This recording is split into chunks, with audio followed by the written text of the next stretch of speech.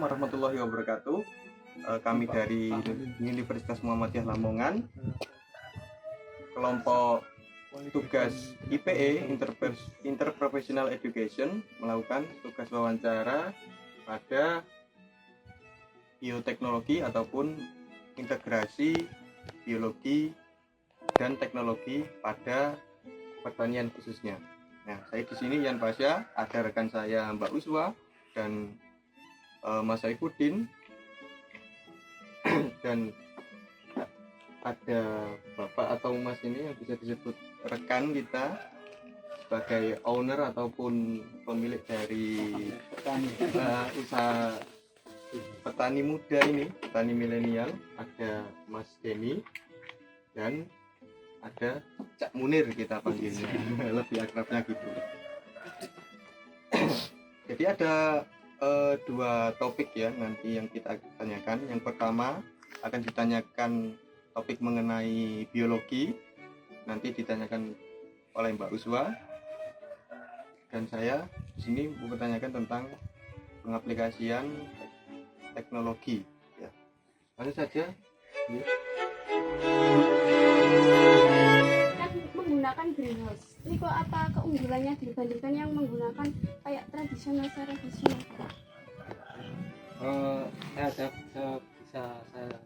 Menurut saya untuk perkembangan pertanian di Indonesia sekarang kan mulai menggunakan greenhouse, jadi petani modern.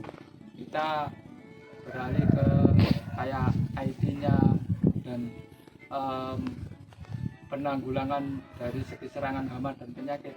Petani-petani sekarang sudah mulai beralih ke greenhouse.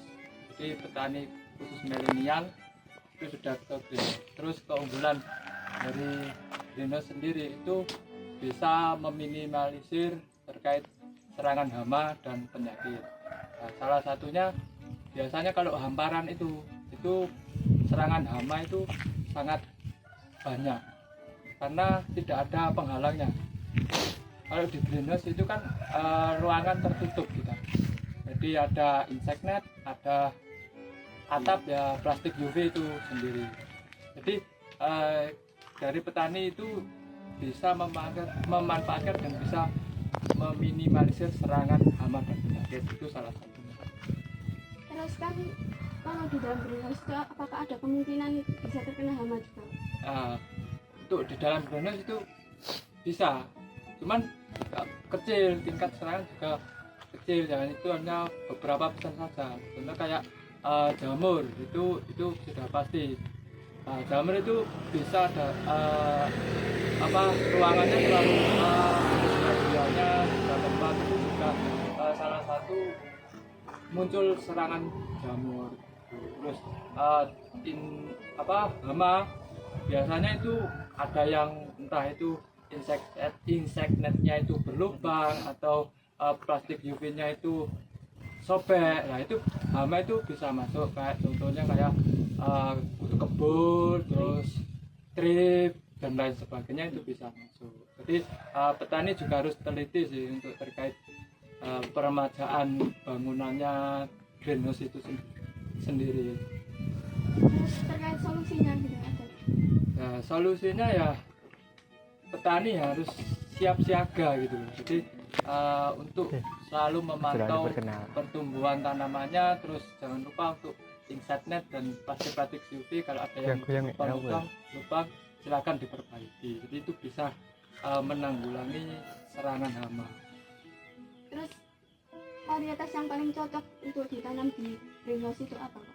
Kalau varietas sih tergantung petaninya sendiri sih. Jadi kayaknya tanaman apapun di greenhouse itu cocok gitu loh. Jadi karena punya keunggulan tersendiri daripada hamparan. Nah, untuk yang saya tanam itu sweet net. Ini contoh kemasannya, ini rencana saya tanam pakai sweet net. Sweet net 9. Contohnya melon sweet net. Terus apa bedanya sama melon-melon biasanya? Kalau melon biasa menurut saya apa ya? Dari segi rasa pun kita beda ya. Terus kita kalau melon premiuman kita tingkat kemanisannya juga perlu kita perhatikan. Terus bobot tonasenya juga kita perlu perhatikan. Dan untuk rasa dagingnya pun beda-beda. Setiap varietas ada yang renyah, ada yang lembut, itu beda-beda.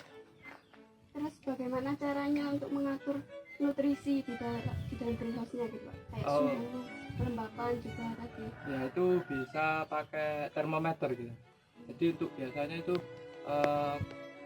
berapa derajat gitu ya, tingkat entah itu panas gitu.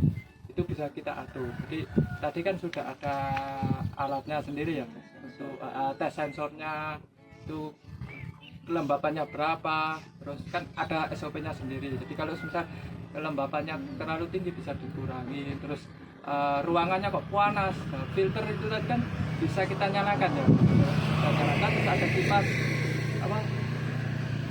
nah, itu bisa kita nyalakan untuk netralisir ruangan tersebut. Terus untuk masalah nutrisi ya, nutrisi itu kita pakai Abemit. Jadi kita punya alat ini TDS. Nah, kita nanti semisal umur 1 sampai 7 itu kita harus pakai ppm berapa, misal pakai 500. Nah, nanti untuk usia selanjutnya itu kita tambah terus, jadi misal 500 menjadi 800 sampai 1000 dan seterusnya. Terus setelah nutrisi sudah selesai semua, pH juga perlu diperhatikan. Jadi kita pakai pH air ini sebenarnya ini untuk tes airnya.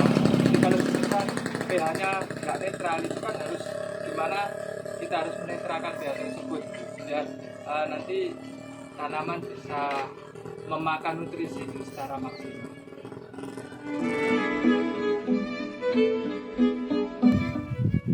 Dalam pengaplikasiannya basis teknologi apa yang digunakan? Oke, terima kasih Mas Ian. Untuk greenhouse yang akan dibuat penelitian oleh Mas ini ada menggunakan teknologi IoT, yaitu Internet of Things, dan menggunakan daya listrik sekitar 2200 volt. Itu jadi ada beberapa alat di situ nanti yang akan dioperasikan, jadi nggak ada campur tangan manusia, semua menggunakan teknologi pakai internet. Kita bisa setting sedemikian rupa gimana ketika suhu itu mulai panas atau gimana, nanti bisa disetting lewat IoT itu sendiri. Itu, Mas. Terus tadi saya lihat dan teman-teman ada beberapa komponen, itu apa saja? Untuk komponen yang ada di greenhouse itu sendiri itu ada cooling pad, ada fan atau kipas atau blower, ada shading, ada paranet sunroof. Setelah itu juga ada irigasi.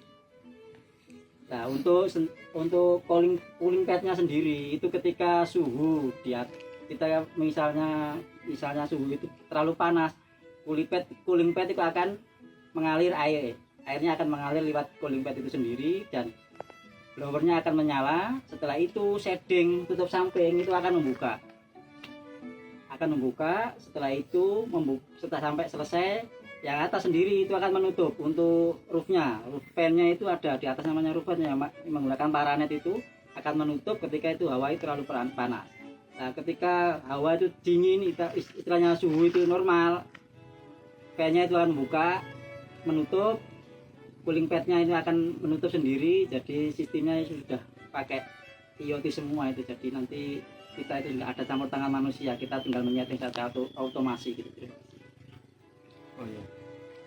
Dan satu lagi pertanyaan tentang komponen tadi, pastinya pertanyaan itu irigasi itu menjadi hal yang sangat penting kita. Pengaplikasian irigasi yang diintegrasi dengan teknologi itu tadi gimana? Untuk irigasi yang terintegrasi dengan teknologi adalah dengan sistem tetes. Jadi kita itu tidak usah istilah itu membawa timba atau membawa gamblong untuk nyiram. Jadi kita tinggal berapa menit kita akan menyiram, berapa hari silsilah waktu yang dibutuhkan untuk menyiram itu sudah kita setting semua, jadi kita tinggal perintah gitu aja, nanti itu sudah menyiram sendiri, jadi nggak usah ribet pakai timba atau yang lain seperti alat-alat yang lain seperti itu. Terkait kelemahan, apakah ada kelemahan ataupun resiko yang akan dihadapi ketika mengaplikasikan hal ini? Kalau untuk resiko itu mungkin sangat kecil ya, soalnya sudah menggunakan teknologi. Baik, itu tadi wawancara kita, semoga bermanfaat dan menjadi inspirasi kepada generasi bahwasanya pertanian itu bisa berkelas gitu, kelas pertanian gitu. Oke. Ya, cukup itu. Kami ucapkan terima kasih pada Denny dan Cak Munir atas waktunya. Terima kasih juga untuk teman-teman yang sudah menonton dan menyimak. Turun, wassalamualaikum warahmatullahi wabarakatuh. Assalamualaikum.